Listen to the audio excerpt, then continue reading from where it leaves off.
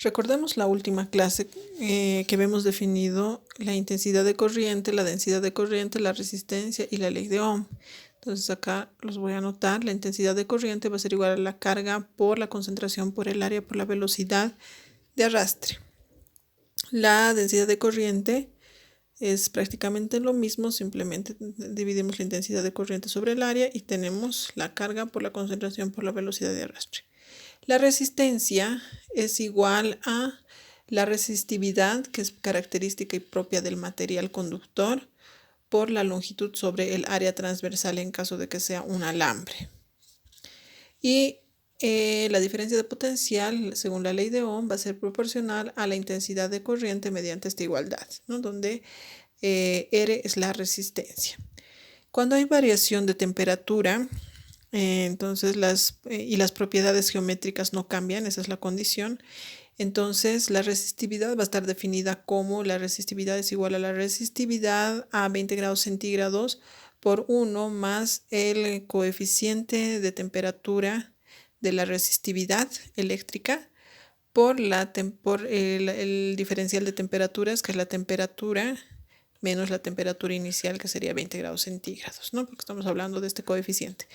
En caso de que esta temperatura inicial cambie, también va a cambiar este coeficiente de temperatura. Entonces, estos valores los van a hallar en tablas, pero nosotros vamos a trabajar a 20 grados centígrados. Entonces, van a buscar una tabla donde tengan el material, cuál es su coeficiente a 20 grados centígrados.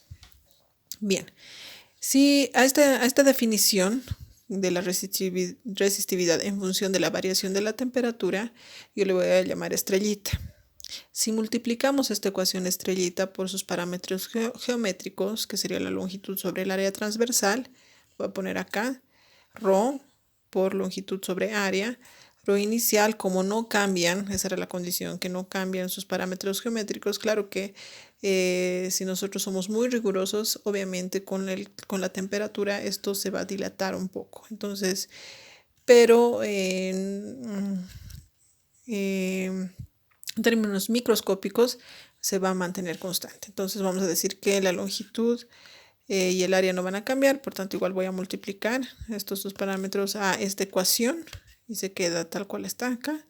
Y recordando la definición de resistencia, decimos la resistencia era igual a la resistividad por la longitud sobre área. Entonces todo esto es la resistencia, que lo teníamos acá definido, ¿sí?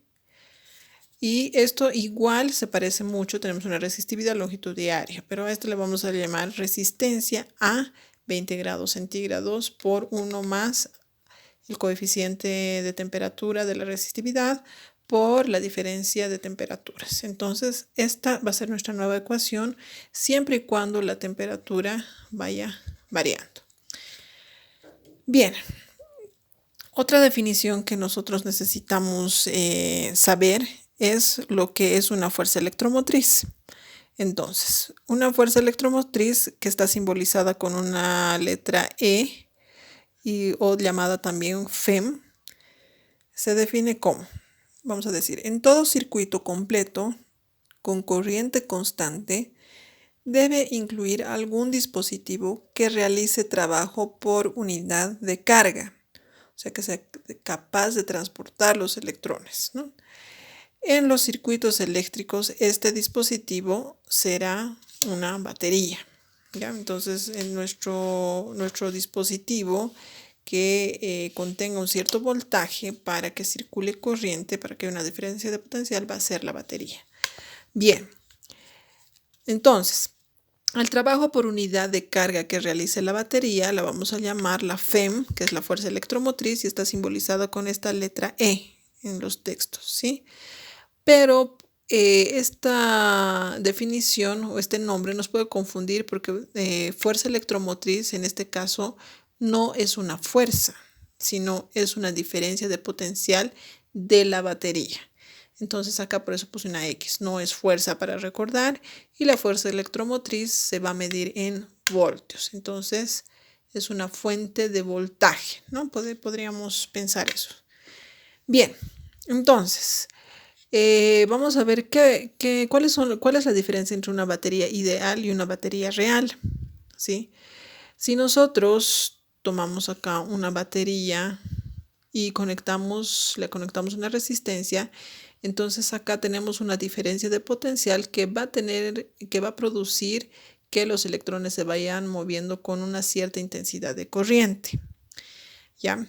Entonces, en nuestro caso, la batería real se caracteriza por su fuerza electromotriz y su resistencia interna. O sea, que una batería real, pues tiene una resistencia interna y una fuerza electromotriz, o sea, un cierto voltaje, ¿no? Pero una batería ideal, pues va a ser la que se presenta en este caso. Entonces, podemos concluir de esto que la batería real, esta, es igual a la batería ideal más una resistencia interna y su FEM, ¿no?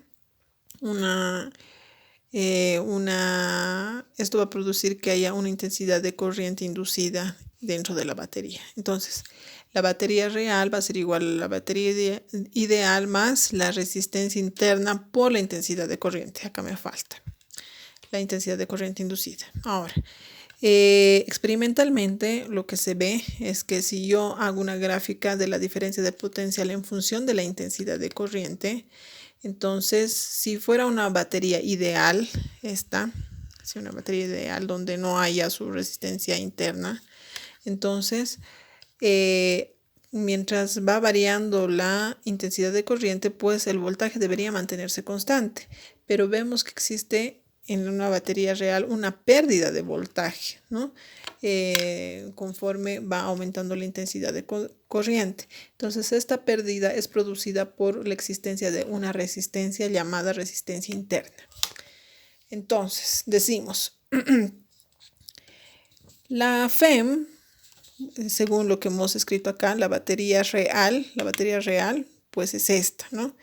Entonces digo, el voltaje de la batería va a ser igual al voltaje de la batería ideal más lo que tengo acá dentro, la resistencia por una intensidad de corriente, la resistencia interna por la intensidad de corriente según la ley de Ohm. Entonces aquí sería en realidad el voltaje interno, si quieren, ¿no? Entonces acá sería la resistencia interna por la intensidad de corriente.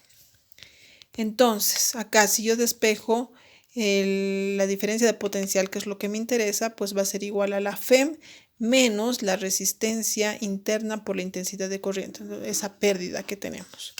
Entonces acá, como sabemos, la ley de Ohm nos dice que la diferencia de potencial es la resistencia por la intensidad de corriente. O sea, esta resistencia de aquí afuera por la intensidad de corriente tendría que ser la diferencia de potencial que me está produciendo en estos puntos. Entonces yo digo, como la diferencia de potencial es R por I, esto tendría que ser R por I, ¿sí? Y esto es la FEM de la batería menos la resistencia interna por la intensidad de corriente. Entonces de acá yo veo que la intensidad de corriente va a ser la misma, ¿sí? Es la misma la que va a pasar por todo el circuito. Entonces voy a despejar la intensidad de corriente y tengo R más la resistencia interna por I es igual a la FEM. Entonces de acá yo puedo decir que la intensidad de corriente que circula va a ser igual a la FEM sobre la resistencia más la resistencia interna. Entonces podemos decir corriente debido a una fuente con resistencia interna. Entonces, a tener mucho cuidado, ¿no? Cuando hablamos de una FEM, estamos hablando de una batería que tiene una resistencia interna incluida dentro, ¿no? Que generalmente siempre que tengamos un circuito, cuando hay una fuente de voltaje, entonces nosotros sabemos que va a haber una corriente inducida y por eso ponemos E, que es la FEM, que se llama fuerza electromotriz, pero que no es una fuerza, sino es un voltaje. Es una diferencia de potencial debido a la batería.